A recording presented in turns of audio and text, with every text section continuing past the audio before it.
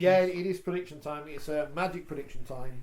Magic. What we got? Stars. Talking of magic, what's concept work for you? What? The magic concept? I like it, but I don't know. Is there too many games? We played too many rounds. I like it. I like it at Newcastle. I thought Newcastle were brilliant. I just don't know whether does it have an effect on how many games we play, and does it devalue the Challenge Cup? Because if it devalues the Challenge Cup, the people think I'd rather go to Magic Weekend and go to Wembley than I'd rather get rid of it and make people go to Wembley. And does Liverpool excite you? If you were a fan, would you be? Yeah, it does a little bit. I thought Newcastle were perfect. Yeah, well, I think we said that at the beginning, that we can't understand why it's moved. You know what, that chicken place is going to be skint this weekend. I know, big crying. What's it called, Rich? Chicken Cottage. Chicken Cottage. Yes, that's going to be skint this week because we're not going. It's a perfect location. It's just a perfect location. Spot on. So no Chicken Cottage, but we are off to Anfield because it is the Magic Weekend. And well done, Super League. You know, I know we're supposed to all bash Robert Elston, but obviously they've signed an extended deal with Datcher for the next 3 years, and it sounds like Betfred have signed up for another year as well. And they've been a good partner for the sports, and that is good news. And the Magic Weekend starts with the biggest game of the weekend, of course, at 2 o'clock on Saturday. The Catalan Dragons, fresh from winning in the Cathedral of Catalonia, which is a word I've made up, versus Wakefield, who lost to London again. Gary Schofield. Yeah, interesting fixture. But generally, you know, both teams at times a little bit inconsistent, and the Catalans, good win against Wigan, and fully deserved. Wakefield, boy oh boy, again, lose it to London, but big Fafita, he'll be looking on the big show again to put on the show from there. Maybe that Jacob Miller could be coming back. I just feel as though Catalans, they like the big occasion. They played at a big football ground last weekend. They like Anfield. Don't think there'll be much in it, but I'm going the Catalans. I'm going the Catalans by 7. Oh, we have to do the 7th thing. Yeah, I'll go Catalans, and they've been playing well. Just not too sure. I think Wakefield, they do a big performance. They've been a little bit not inconsistent, but I think depending on what players have got back. But yeah, I'll just go Catalans. I think Wakefield's injuries have caught up with them. I think they've done incredibly well to manage them as they have, but to lose 10, even though some of them are feeding in, and some of them are, by acknowledgement, people like Bill Tupou and Tom Johnson, your best players. Yeah. That's hard. At some point, it catches up with you. They've done ridiculously well to see how many players have lost. I think they'll be really disappointed with the way they played at Wakefield, because that was a little mark on London, because that was a mark on the calendar saying week 1 we need to get a little bit of revenge. The Dragons must be able to kick on from that performance in Barcelona. So I think the fact that they're third, but they've got a minus points difference, I think the Dragons will win it. By how many? 12. I'm going to go for the Catalans as well, just because they will be buoyed by that victory last week in the south of France, and or even the north of Spain. In the north of Spain, in Catalonia, in the capital of Catalonia, in Catalan and everything and all that, red and yellow. Wakefield, if I tip them to lose, they might win, so that's always a positive. And I'll go for the reverse of what happened a couple of years ago when Jacob Miller hit a drop goal to win it. I'll go for the Catalans to win by 1 point. Maybe even golden point just to screw up the rest of the schedule for them. That would be quite funny. So Catalans by 1. And it's followed by Hull Football Club versus Huddersfield Giants. Yeah, well, these two certainly, I think it's all going to depend on the forward pack, if I'm honest with you, but the Giants on the day, we looked at a couple of weeks ago against St Helens, in the Cup, if they can mix it when they perform, but again, it's just that inconsistency, isn't it? And when I look at the whole pack, I think they'll certainly get the better of the Giants pack, where you look at Albert Kelly and certainly Mark Sneed with his kicking game, and Jake Connor, they're just hitting a bit of form at this moment in time. Obviously, Gaskell and Frawley will look to play off a dominant pack, but I can't see that against the black and whites, if I'm honest with you. And I think with Albert Kelly coming back, Connor, well, if he stays on the field, he got Simon again yesterday, didn't he, by all accounts, so he needs to keep his trap shut now and then, does Jake, to be honest with you. But I just feel the forward pack will dominate, the whole backs, they'll score a few points. I'm going to black and whites by 14. Nice. I've spent a bit of time watching Huddersfield train over the last couple of weeks.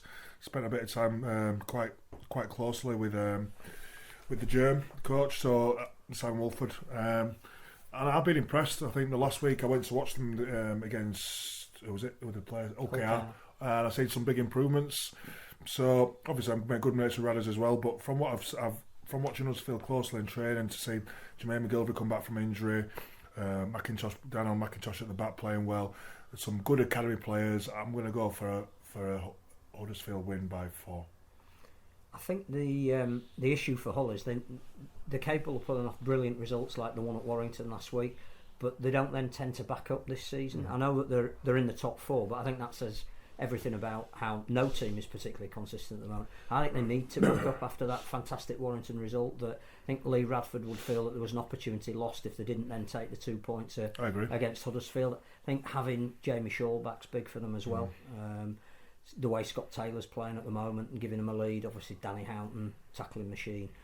Huddersfield have got a great record at Magic. They and Wigan have won 8 out of 10. No, what was it? 8 out of 12. So they have got one of the best records. But I just don't think they play well enough for long enough at the moment. So I think Hull will nick them and Hull by 6. Yeah, I've got Hull by a small margin. I'm going to say Hull are unpredictable. The whole league's unpredictable, as proven last Apart weekend. from Saints, who are predictably good. Saints not in crisis. So I'm going to go for Hull and Narrowly by 4. Then we've got the rematch of the big game in Milwaukee and the game the other week in the Cup.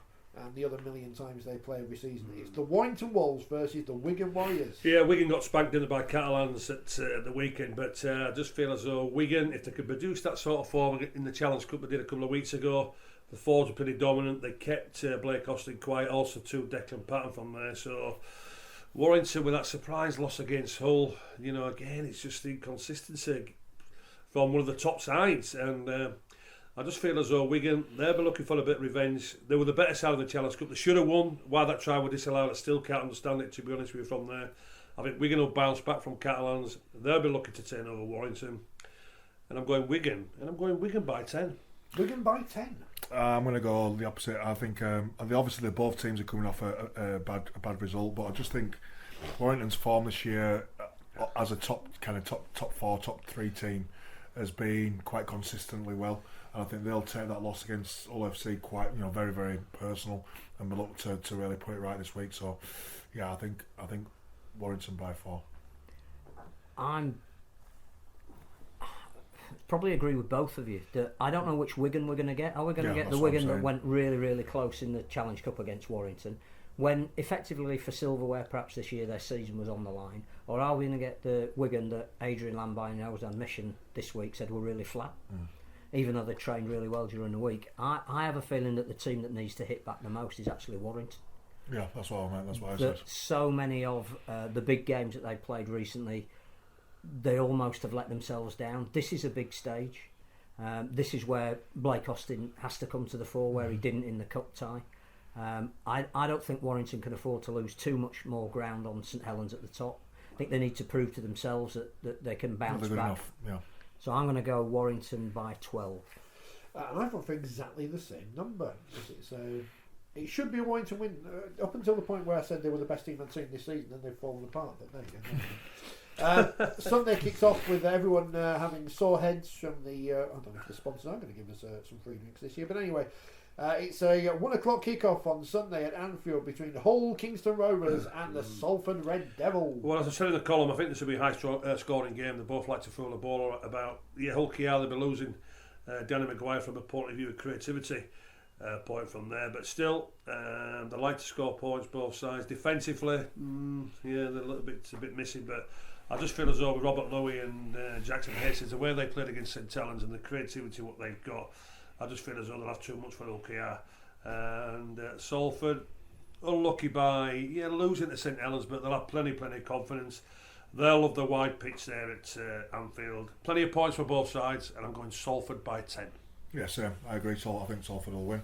I think they surely in that game against St Helens what they're capable of.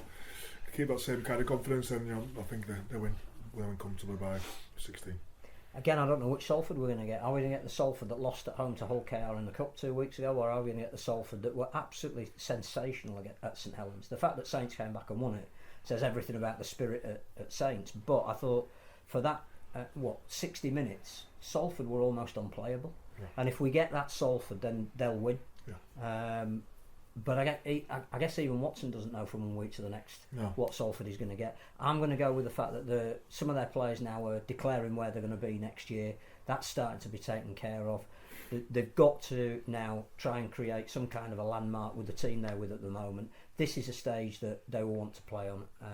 I'm going to go Salford by 60. Of course, last time we had this game in the Challenge Cup, we all tipped Salford and look what happened there. Exactly. So here we go, full house again. Salford by 4. Paulie to score the winning try. The biggest game in World Rugby League. It is a 3:30 kick-off. Whatever's going on in the rest of the world, stop and turn on Sky Sports, whichever, because it's the Leeds Rhinos in crisis versus the London Broncos. We saw it a few weeks ago in a game which hastened the end of David Furner's career. Was that the game afterwards in which he did the old... Matt Shaw asked him, some people are saying Leeds are in crisis. Who were there some people? We've never found out. And it turns out they were right. Was he rattled? We don't know. Gary Schofield is Leeds versus London. Gary Schofield is loving it. Well, Mark asked that question, didn't he? Well, do you know what? I hope the Leeds players have seen my column today. If not, I hope they get this on the podcast, because I'm just going to read out what's in my column here. Believe me, they won't have done. Or get the podcast. Where do I begin with Leeds? Their fans will be praying, and I mean praying, that the Pope travels over and to see if they can travels over the M62 to desperately get the win what we need. Where's the Pope leave? Because they need somebody to cheer, because it's never been this bad. Even in 96, 2016, another year later, it's not been that bad. London will be licking their lips at the prospects of playing such a shambolic side. They will simply play the game at their pace. They'll kick the ball out and walk to the scrums exactly like they did against Wigan. They will relish being on the big stage, and they know that Leeds are simply abysmal right now. I just cannot go for a Leeds win. That will only happen with some sort of divine intervention. London got a superb result against Wakefield, and Jordan Abdul of all people, is obviously on fire at the moment by scoring 4 tries. Leeds, on the other hand, were appalling once again against Castleford. Castleford have to get a second gear. I was at the game with 7 Leeds players, and if I tell you what, and if I had £1 for everyone who said we should be put our boots back on because we couldn't do any worse, I'd be shopping for the yacht right now. Please, Leeds, please, the Pope travel over. Give Phil Kaplan, give the Leeds fans a blessing. But most of all, give the Leeds players a blessing for a quality performance for 80 minutes. But unfortunately, amen, I'm going for London to win by 10. You didn't like that. You did not like that. I'll keep it short and sharp. I'll let you two talk about Leeds, and it's your team, but I just can't see where Leeds win comes from at the moment. I'll probably be wrong, they'll probably pull it out of the bag, but watching the last 2 games, I just look lost. So I'll go London by 8. London have had the perfect result coming into this. They had the week off. They obviously used it beneficially. They blitzed Wakefield for 60 minutes. I think Danny Ward was delighted with that part of the game. A little bit concerned that they, back end came, but they should have really put the foot on the throat of Wakefield, but they didn't. As you say, there's no form line for Leeds at the moment other than they're rubbish. But at some point, I have this inane belief that they will turn it around. I think they will. I think they will. I'm going. The thing is, when in 2025? The worry for Leeds is the psychological demons they've got from the last time they played London. That they were 8-0 down at half time. They came back to be leading by 16 points to 8, and they actually played pretty well for that 30 minutes. But in 2 manic minutes at the end, they lost it, and that's almost the point that their confidence disappeared. They've a chance to get it back this weekend, so I'm going to go Leeds by 4, but that is more in hope than expectation. Amen. You wouldn't expect me to say anything else, would you? There is previous form for popes to turn things around for their sport. I can't remember who the pope was. The Argentinian one a few ago who supported San Lorenzo in Argentina, and they suddenly went on a winning run. But I don't know who the current pope is. I'm not sure the pope's a Rhino. No. Ronnie is though. Whatever happened to Rita Rhino? Where is Rita Rhino? We need to find these things out. Maybe if they find Rita Rhino, she could be the key for the turnaround for these Rhino and their kids. Having said that, I'm tipping Leeds to win this one because, hey, it'd be funny if I get it wrong. I don't know why I do these things. When I'm in the mix zone and no one speaks to me on Sunday, it's going to be great, isn't it? Leeds by 4, much like Phil said. And the final game of the weekend, as we fast run out of time, but we haven't got a time limit really. St Helens, the league leaders, take on the Castleford Tigers. Yeah, this is the juiciest looking fixture for me. It's the Magic weekend. I know Wigan and Warrington play, but for me, this is the juiciest one. And St Helens, the last couple of games against Huddersfield and certainly against Salford. Against Salford for 15 minutes were outstanding. Huddersfield, it was a tap performance. Turned it on, turned it off. Even though the Giants played okay. Castleford, as I mentioned, they have to get a second gear against Leeds, but they'll have plenty of confidence from that. They like playing on the big stage. They'll throw the ball about. That's a Dallopal way. But I just feel as though Saints, Justin Holbrook, after the last two performances, will be saying, "Hey, listen, let's start playing how we can play. We play for longer minutes, but also too, what I do feel is I've got to keep Alex Worms on that field for longer periods. When Alex goes off, there seems to be a tendency where the enthusiasm and the impact just leaves it a little bit. But I feel as though Holbrook, he'll want the response for the last two performances. I think he'll get it at Anfield. Cass, yeah, as I mentioned, plenty of confidence after that Leeds win, but didn't have to get it a second gear because Leeds were abysmal. I think Saints will turn it on, and I think Saints will win by 16. I think Saints will come away victors. I think Liam Watts has been fantastic for Castleford this year. I hope that he should get a Great Britain call up off the back of it. But I think very similar to Hull FC, I think Castleford had a lot of players injured, a lot of good players. Luke Gale's nearly not played for 2 years. Shenton's injured at the moment. And if you ever look into the games and you just look in the background, there's always 7, 8, 9 players sat. And I think that affects them badly. I know it's been good to see Jake Truman, who's a Bradford lad, lives near me. It's good to see him step up and take a massive step up, but you missed Luke Gale's form was man of steel the year after when he got injured. His form shows you that he's the form halfback of the competition, and there's only so long you can play without those kind of players, without the experience and the class. And I think that's why one of the reasons that they've been patchy over this last year. So I'm going to go Saints by 12. I think this will be the most entertaining game of the weekend because I don't think these two teams can play any other way. I think it'll probably be high scoring. There'll be a lot to admire in terms of the skill level on show. I thought you say Cass didn't need to get out of second gear. I thought in the second half their star players came to the Peter Matauti, who had a poor game the week before, dominated. As you say, Liam Watts, when he came back for his second spell, almost took the Leeds back on his own. Paul McShane was back to the kind of form that he was at his best. Jake Truman is asked to shoulder a huge amount of responsibility this year because it's not just Gale that's been missing. It's Rankin's only just coming back into the mix. They've had to rely on Corey Aston as well. Jamie Ellis hasn't been there, so I think Truman's played more minutes than perhaps even Darryl Powder would want him to. But he again last week was back to his dominating best. So I wouldn't rule Cass out, but I think that Saints are doing what.